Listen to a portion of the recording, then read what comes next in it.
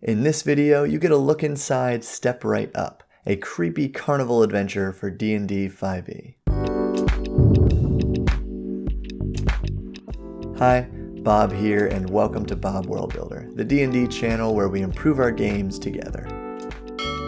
Subscribe for new videos every Wednesday under your subscriptions tab. Now, to introduce Step Right Up, lead designer Justice Arman. My name is Justice Arman, and I wrote Step Right Up. I knew that when I started writing, I wanted to use a carnival because I wanted something that would have a lot of modularity to it, so DMs could run it multiple times without feeling stale. There's a lot of attractions, so I think there's some great variety from table to table.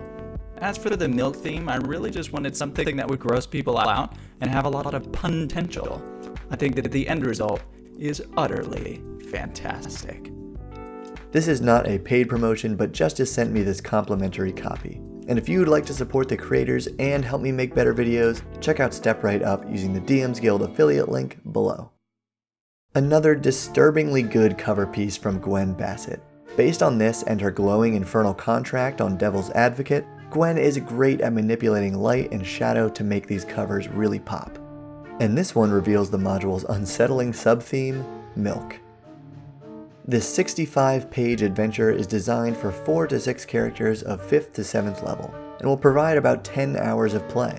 It includes almost 20 carnival attractions, 10 original monsters, 5 unique magic items, monstrous milk creature templates, printable player handouts, and DM advice for employing horror at your table.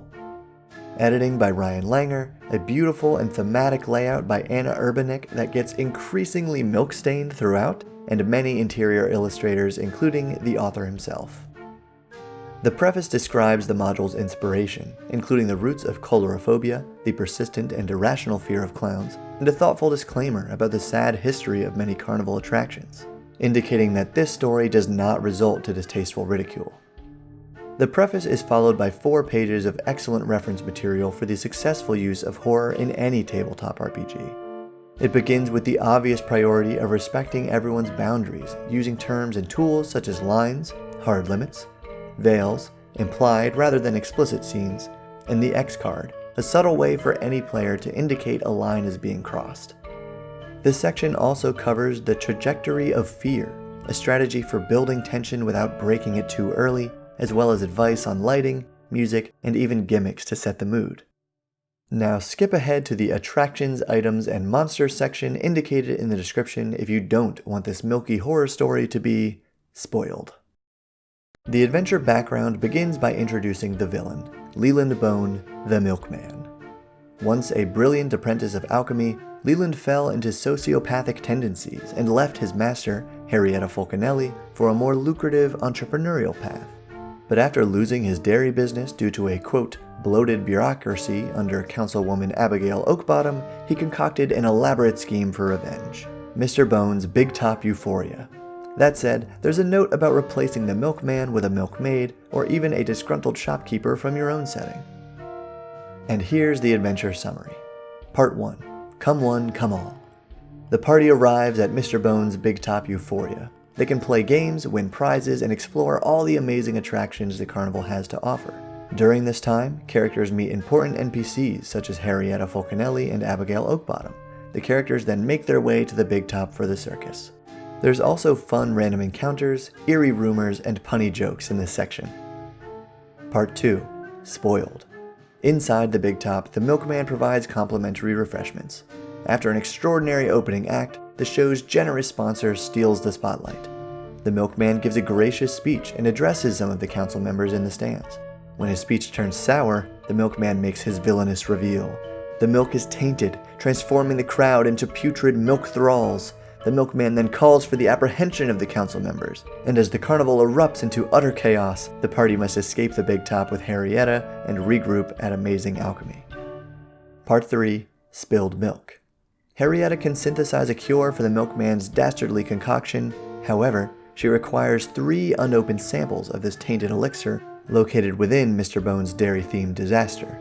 To make matters worse, the council members are spread throughout the carnival, and many of them are in grave danger.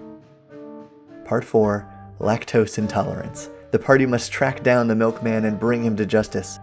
If the party failed to rescue any of the council members during Part 3, they are detained in his lair. Then there are a few suggested adventure hooks and advice for foreshadowing the carnival and placing it in the Forgotten Realms. However, the adventure's overall aesthetic aligns better with Eberron than standard medieval fantasy, so some descriptions might require a little tweaking. The diversity of carnival attractions allows for DM creativity, flexible difficulty, replayability, a sandbox playstyle, and events to use for future festivals in your own game. Each attraction has a sweet pre-twist version and a spoiled post-twist version featuring milk thralls and mutated monstrosities. Plus, there are tables to help you choose the perfect amount to challenge your party. My favorites are the dunk tank, where an honorable council member ends up trapped over something much worse than water, the Hall of Illusions because I love tense mirror maze scenes and there's even special tips for recreating one in your game, and Jamitsi the Wise, an animatronic fortune teller who doles out genuinely useful fortunes, single-use spell tickets, available as printable handouts. Of the 5 original magic items, I got a big laugh out of the clown shoes, a rare wondrous item requiring attunement that has 5 charges. As a bonus action, you expend 1 charge and roll 1d6 to pull a random object from a pocket dimension behind your back. A pie to deal a little bludgeoning damage and temporarily blind your target, a banana peel that does exactly what you think, a clown nose you can honk to cast Tasha's hideous laughter, seltzer to blast multiple targets in a 15-foot cone, a literal bomb, or a balloon that you can use to cast the levitate spell. And the magic item I'd like to incorporate into my game is the Putrid Plushie, an uncommon wondrous item that comes alive at night to attack its owner.